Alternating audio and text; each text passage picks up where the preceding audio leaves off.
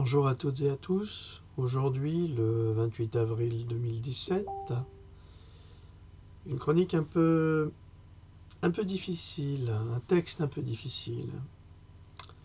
Je me suis levé très tôt ce matin, avant l'aube. Il y a plein d'idées dans la tête, surtout plein d'idées contradictoires par rapport à ce qui se passe. Donc, le texte d'aujourd'hui s'appelle Le Mignon. Alors avant de commencer, je rappellerai que ce texte figurera dans sa version écrite sur ma page Facebook, que vous pouvez consulter comme vous le souhaitez. Et je fais ces vidéos parce qu'il y a des personnes qui ont des difficultés à lire et comme ça, elles ne sont pas écartées de la situation. Voilà. Le Mignon. Ne nous impatientons pas. Ne perdons rien pour attendre. Ça y est, ça commence mal. C'est un texte difficile, je vous l'ai dit, c'est difficile à écrire et très difficile à lire. Je reprends, je vous prie de m'excuser. Le Mignon. Ne nous impatientons pas. Nous ne perdrons rien pour attendre. Bientôt les banquiers nous pendront haut et court à cause de nos différences, à cause de nos courants de pensée, à cause de vous éveiller, ou du moins de tenter de vous éveiller, car ouvrir les consciences est pire que piller une banque, c'est un crime social. Il est vrai que nous ne serons jamais comme eux, nous ne penserons jamais comme eux. Ils sont un rouage économique qui entraîne le monde à sa perte, et nous sommes les grains de sable qui dérèglent la machine monstrueuse qui se nourrit du sang de la terre. Je n'aime pas critiquer, juger, accuser. C'est prétendre savoir mieux que les autres. C'est se dire « moi je sais », mais sait-on jamais. Oh, des « moi je sais », il y en a tellement en ce moment. Tout le monde sait mieux que tout le monde. Et tout ce monde qui se croit savoir s'oppose dans des joutes de haine, non pas verbales, mais des joutes de hurlements primal. C'est à qui criera le plus fort, c'est à qui cognera le plus fort. C'est à qui beuglera le plus fort. J'ai raison et tu as tort. Et cela contre toute attente, contre toute logique, contre toute harmonie. Les gauchistes honnissent Marine Le Pen, c'est entendu, mais tout en se comportant comme les pires fascistes. Dois-je leur rappeler qu'Adolf Hitler a copié le modèle du camp de concentration sur les goulags de Staline ? Il était même enchanté après en avoir visité, affirmant que le communisme avait fait là une grande chose. Je rappelle que le communisme est de gauche, et que le national-socialisme d'Hitler l'était également. Juste une petite parenthèse pour rafraîchir la mémoire de ceux qui défendent les idées de nazis en croyant qu'ils sont de gauche. Oui, moi, je défends les idées de gauche, mais celles des philosophes. Pas celle des théoriciens, pas celle des partis. Je défends celle de Jaurès, qui disait « Le premier des droits de l'homme, c'est la liberté individuelle, la liberté de la propriété, la liberté de la pensée, la liberté du travail. » Cette vérité, cette liberté, n'a strictement rien à voir avec le programme de Macron qui veut justement confisquer la propriété. Il a déjà confisqué le travail. Non, vraiment, la gauche qui baigne dans mon cœur est bien loin de celle de ces faux socialistes du PS, des petits bourgeois arrogants, francs-maçons et magouilleurs de droite. Marine Le Pen, de son côté, mène sa barque sur la grande mer des illusions, d'aussi loin qu'elle se souvienne. Mais elle ne doit pas être si mauvaise puisqu'elle aime son chat comme Hitler aimait ses chiens. Et la droite, toutes les droites maudissent la gauche et adorent Macron. Elles maudissent cette gauche immonde pour oser prétendre le partage des richesses. Les avares de sentiments gardent jalousement leur trésor comme 1000 dragons de guerre. Tout le monde s'étripe, mais pourquoi donc ? Avez-vous tous perdu la raison à cause de ces élections ? Vous, toi, là, que la colère emporte. N'avez-vous pas une femme, un homme, des enfants à aimer pour calmer votre emportement? Faites comme mon ami Jean-Christophe Chavanon, pourtant très engagé à l'UPR, qui a enregistré une chanson avec sa fille, une chanson que l'enfant avait écrite. C'était naturellement beau et cela m'a apaisé, comme cela a dû l'apaiser de quitter la tourmente de ses élections ratées. Je mets le lien de cette chanson dans le texte. Il faut vous apaiser pour redonner à votre conscience le droit de régner sur votre raison.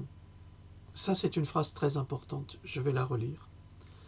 Il faut vous apaiser pour redonner à votre conscience le droit de régner sur votre raison. Ne vous laissez pas emporter par les discours de fausses promesses. N'admirez personne d'autre que la nature, qui vous surprendra toujours. Ah, les politiques également nous surprennent par leur fourberie et leur sottise. C'est comme une vieille habitude. Et il est bien dramatique que nous en ayons pris notre parti. Nous avons capitulé face à la corruption par principe et à la miroitante incompétence. Nous baignons dedans et nous l'acceptons. Mais si nous votons pour l'un des deux, nous validons ça aussi. Je n'entends dans les médias en ce moment que des discours de haine de l'un contre l'autre, les uns contre les autres, des moqueries, des quolibets de toutes sortes, de la colère, de la déception. On se focalise sur la personne. Lui, c'est l'homo refoulé public, mais agissant la nuit. C'est le Pinocchio de l'oligarchie, sans la moindre expérience du pouvoir. Et comme le disait fort justement Giacomo Girolamo Casanova, vous savez, le grand séducteur du XVIIIe siècle, quand l'expérience manque, l'esprit, bien souvent, nous fait faire de grandes sottises. Je ne vous manque pas de respect, monsieur Macron, mais vous êtes un peu jeune et aucune expérience du pouvoir. Et vous nous avez prouvé par vos déclarations sur la Syrie récemment que vous êtes disposé à faire de très grandes sottises. Je reprends. Marine Le Pen, c'est le FN, H-A-I-N-E. C'est la peur, c'est le tout sécuritaire. Macron, c'est la destruction de la société et la guerre assurée. Elle, c'est comme caresser un chien, le brosser, lui enlever le poil mort, mais lui laisser ses puces. Alors qu'en fait, ce sont les mêmes, deux animaux politiques sans programme, qui se crachent à la gueule comme des sales gosses qu'ils sont. Ils veulent tous les deux organiser une campagne de rééducation mentale en nous faisant perdre le goût de rêver.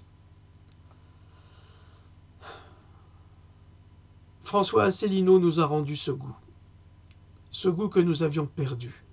Il nous a montré le chemin pour regagner notre indépendance. Mais les Français se laissent souvent séduire par la pacotille et les belles paroles des prêtres de Satan.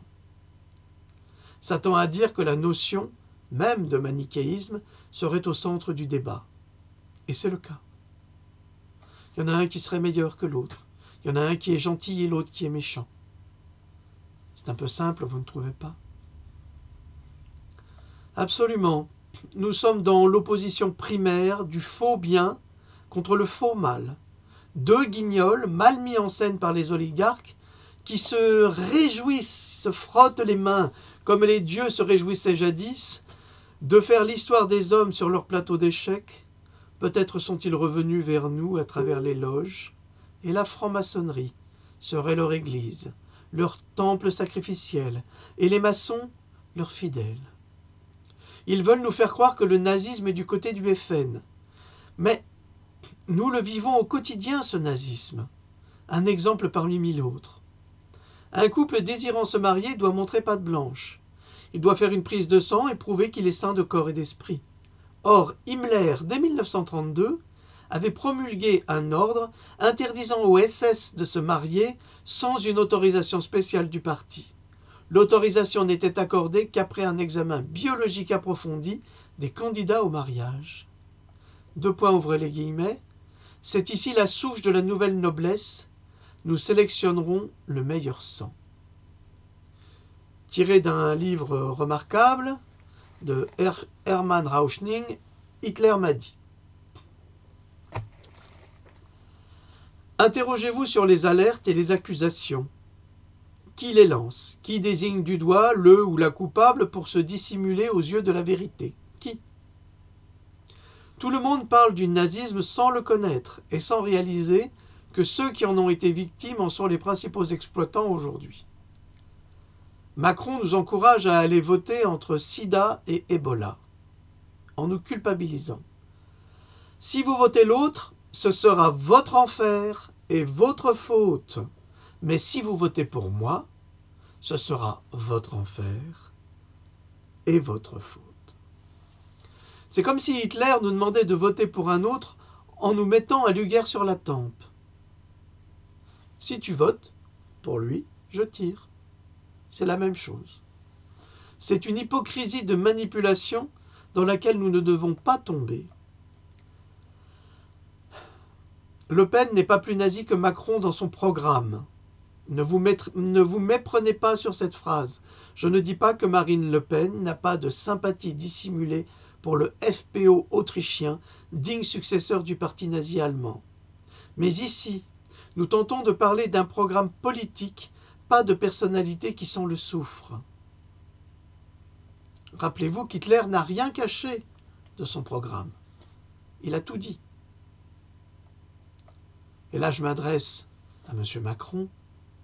Manu, ta manip est rouillée, et je souhaiterais dire à Mme Brigitte, avec tout le respect que je lui dois, sur les moqueries dont elle est victime, c'est qu'une grand-mère ne peut pas être plus jeune qu'elle n'est, et qu'elle ne pourra pas s'attendre à ce que les critiques changent leur fusil d'épaule pour la rajeunir. Les citoyens français ne sont pas le miroir de Brigitte Macron pour la flatter et lui déclarer combien elle est belle. Non, ce n'est pas ce combat qu'il faut mener, madame, car il est perdu d'avance. Mais il prouve une chose, que le couple vit et fait commerce de son apparence, comme les pans de ferme. Or, on ne dirige pas un pays sur son apparence, mais sur des compétences qui manquent cruellement à ce jeune et séduisant candidat, que de nombreuses femmes de France et de jeunes hommes trouvent en lui un mignon froufroutant, en ignorant qu'il est le spadassin de l'oligarchie. C'est un favori qui pourrait être, comme certains trains de nuit, un mignon de couchette, de la cour d'Henri III, le même roi qui confiait en mai 1579 à Villeroy « Ce que j'aime, c'est avec extrémité ». Macron, ce qu'il aime, c'est avec dextérité, du doigté dans l'enfumage, de la finesse dans le cornage. Déjà la lutte contre l'homosexualité faisait rage, entre guillemets. Antraigues et ses compagnons ont bien étrillé les mignons. Chacun dit que c'est bien dommage qu'il y en ait mort davantage. Ils n'ont pas laissé filer le mignon, ils veulent en faire un dominion. Mais il faut comprendre qu'Henri III faisait des roturiers ses amants et les couvrait des plus grands honneurs et des plus beaux titres, attirant la jalousie de la noblesse qui, parce qu'elle n'offrait pas ses fesses, ne souffrait nul de ses caresses. Si l'on observe la situation actuelle, le berger et ses moutons ont tous le trou du cul en chou-fleur dans le fion. Mais ils épousent les plus importantes fonctions dans cette société dans laquelle nous vivons. Se baisser pour ramasser un savon peut rapporter davantage que le savon que l'on se fait passer par un patron. Pour cela, observons les nominations et certains services des ministères. On se croirait dans l'antichambre d'une tentacule. Et si cette situation est tenue secrète, c'est parce que des lobbies puissants sont aux manettes. Comme les prêtres d'Égypte contrôlaient le pouvoir de Pharaon, ce sont les LGBT qui tiennent par les couilles de la politique actuelle les fanfarons. Ne nous leurrons pas, la politique est d'abord une histoire de cul, qui rime avec le pouvoir et chacun en tire le meilleur parti. C'est, semble-t-il, de bonne guerre. Qu'importe la compétence réelle, tant que les draps transpirent et que l'on sait y faire. Tout le monde déteste François Hollande. Il ne doit pas se trouver en France aujourd'hui plus de 100 personnes qui apprécient ce triste personnage, mais tout de même. Sachez que son père était sur les listes du FN, et il a transformé le PS en national-socialisme en menant une politique d'extrême droite, en petit dictateur et en mauvais stratège, car il n'a jamais eu la moindre envergure en dehors de celle de son tour de taille. L'embonpoint se transforme chez lui en bon point. Tu parles, bon à rien et mauvais à tout.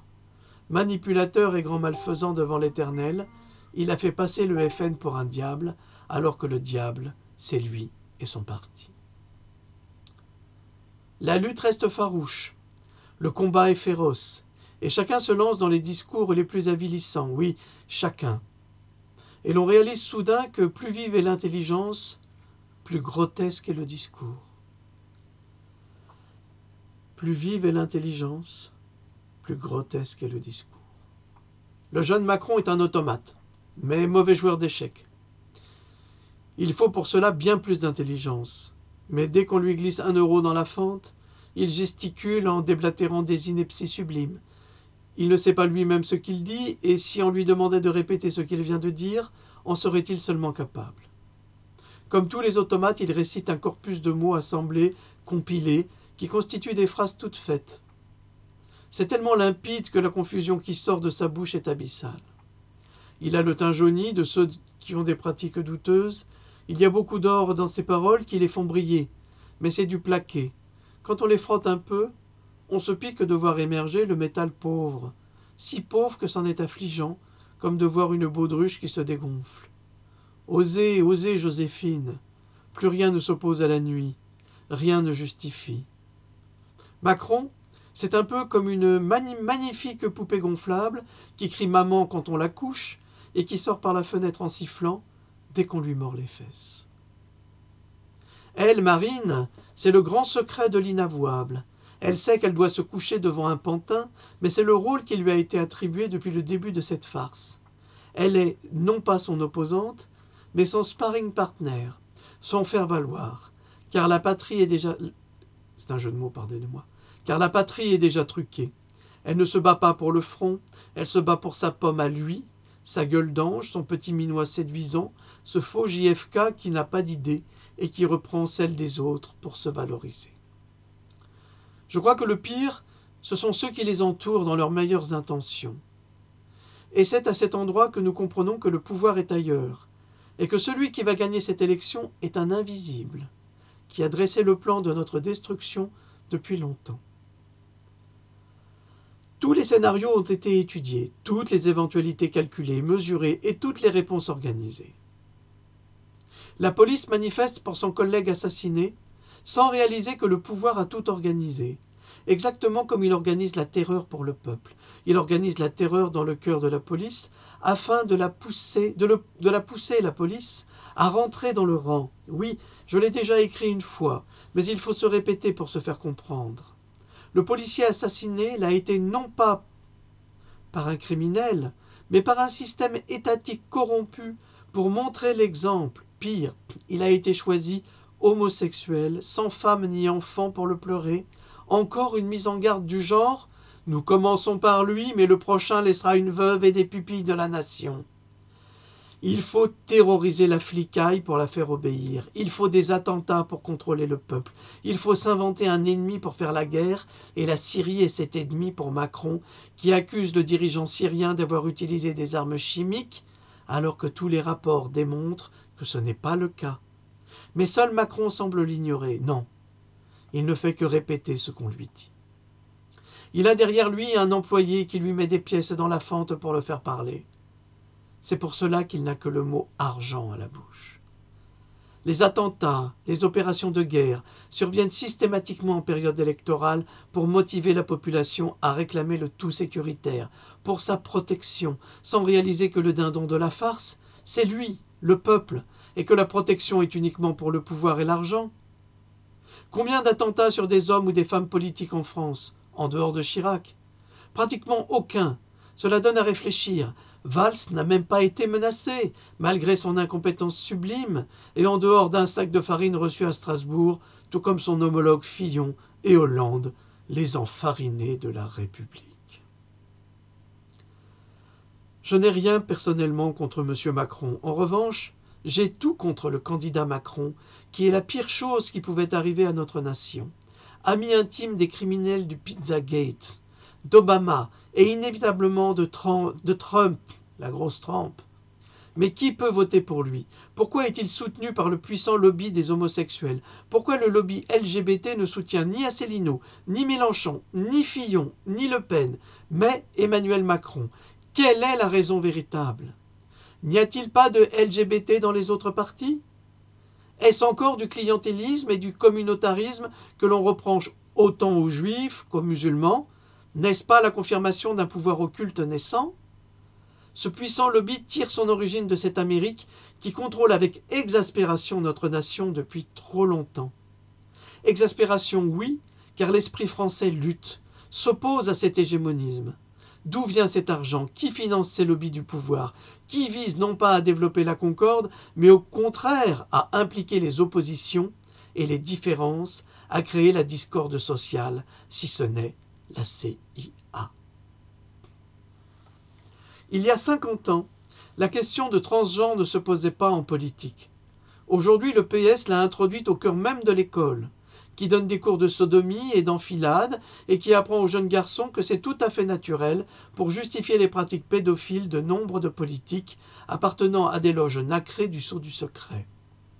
Non, il ne s'agit plus ici de politique de gauche ou de droite, mais de morale. Il s'agit davantage de lutte de la lumière contre les ténèbres.